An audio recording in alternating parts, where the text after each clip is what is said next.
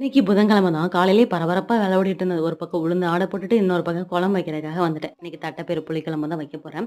இது என்னோட ஸ்டைலு. அரைச்சு வைப்பேன். எங்க வீட்ல எல்லாருக்குமே ரொம்ப பிடிக்கும். வேணும்னா மெஷர்மென்ட் டிஸ்கிரிப்ஷன்ல குடுக்குறேன். நீங்களும் ட்ரை பண்ணி பாருங்க. அப்படியே மீன் குழம்பு மாரி செம்ம டேஸ்ட்டா இருக்கும். புளி ஊத்தி தான் வைக்க போறேன்.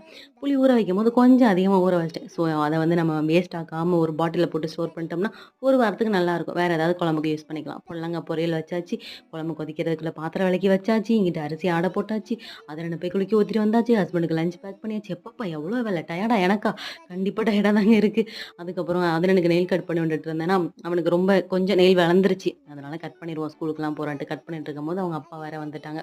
வந்துட்டு 2 பேரும் கொஞ்சி கொலாவிக்கிட்டு இருக்காங்க. நெயில் கட் பண்ணும்போது அங்கிட்டும் இங்கிட்டும் ஆனா நமக்கு கடுப்பா இருக்கும் இல்லையா? "இந்தாங்க உங்க பையனுக்கு நீங்களே கட் பண்ணி விடுங்க நான் போறேன்" அப்படின்ட்டு நான் ஓடிட்டேன். அப்புறம் 2 பேரும் கொஞ்சி கொலாவி எப்படியோ கட் பண்ணி முடிச்சுட்டாங்க. காலையிலைக்கு வந்து தோசை ப்ளஸ் தேங்காய் சட்னி தான்.